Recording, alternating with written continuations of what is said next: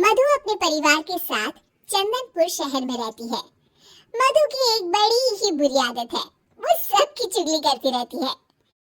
रविवार के दिन मधु की ननद सीमा और उसके ससुराल वाले उनके घर आते हैं।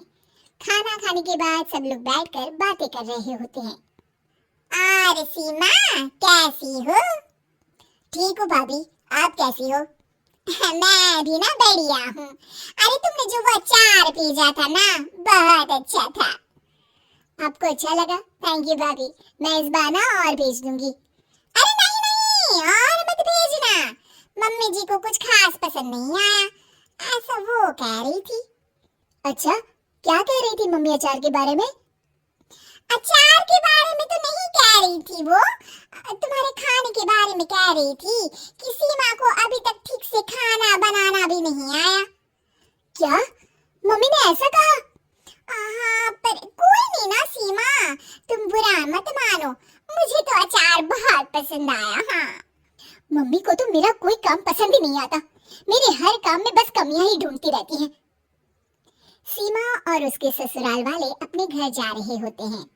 तब मधु की सास कहती है, अच्छा सीमा बेटा, अपना ख्याल रखना। हाँ हाँ ठीक है मम्मी। सीमा रूखेपन से जवाब देकर वहां से चली जाती है। अरे सीमा को क्या हो गया बहू, कुछ कहा क्या उसने?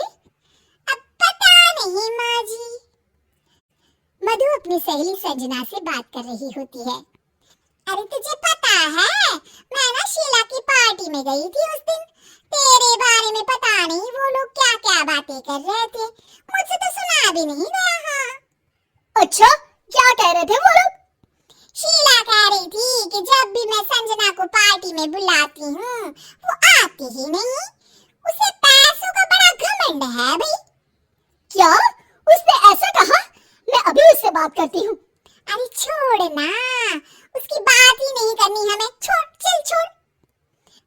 मधु अपनी सहेली से बात कर रही होती है, तभी उसका पति सचिन आ जाता है। अच्छा संजना, मैं ना तुमसे बाद में बात करती हूँ, ठीक है? मधु इधर आओ।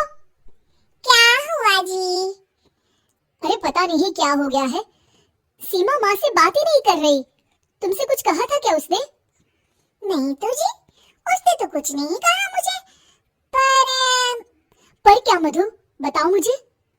जब ना हम सब बाहर बैठे थे तो मधु की सास मुझसे आकर बोली कि अब तुम लोग भी एसी खरीद लो, गर्मी बहुत लगती है यहाँ आकर। क्या उन्होंने ऐसा कहा? हाँ जी, ऐसा कहा। अब मधु के घर वाले ना हमेशा ही हमें नीचा दिखाते रहते हैं। नाराज तो हमें होना चाहिए, और सीमा नाराज होकर बैठी है।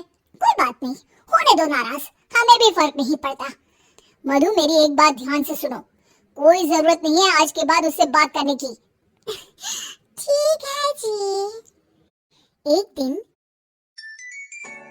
मधु टीवी देख रही होती है और उसके पास सीमा का फोन आता है। मधु टीवी में इतना ज्यादा बिजी होती है कि फोन नहीं उठाती। अगले दिन सीमा घर पर आ जाती है। अरे वाह सीमा, आओ आओ, कितने दिनों बाद आई हो। हाँ हाँ, आप लोग तो मुझे भूल ही गए हैं ना बुलाते हैं ना फोन उठाते हैं। अरे ऐसा कुछ भी नहीं है, क्या हुआ सीमा बताओ मुझे। आप लोगों को तो कुछ फर्क ही नहीं पड़ता। सीमा रोने लगती है और अपने कमरे में चली जाती है। तभी सचिन भी वहां आ जाता है। रुकिए जी, मैं बात करती हूँ सीमा से। मधु सीमा को समझाने जाती है और उसकी सास और सचिन दरवाजे के बाहर खड़े होकर सारी बातें सुनने लगते हैं। अरे छोड़ ना सीमा, तेरे भैया की तो आदत ही है बात का बतंगड़ बनाने की। मैंने उन्हें बताया भी कि सीमा के घर वालों को गर्मी लगती है, जब वो लोग आते हैं तो हमें एक एसी ले लेना चाहिए, तो उसमें भड़क गए, कहने लगे उन्हें अपनी अमीरी पर बड़ा घमंड है। मधु की सास और सचिन ये सब सुनकर चौंक जाते हैं कि मधु ये सब क्या बोल रही है। शायद मेरी ही गलती है, मुझे यहाँ आना ही नहीं चाहिए था भाभी। अरे नहीं नहीं मधु, तू क्यों नहीं आएगी, ये घर तेरा भी तो है ना।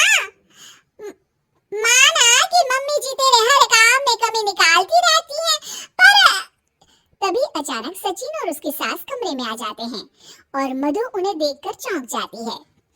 मम्मी जी, मैं ना सीमा को बस समझा रही थी कि वो कहीं ना जाए।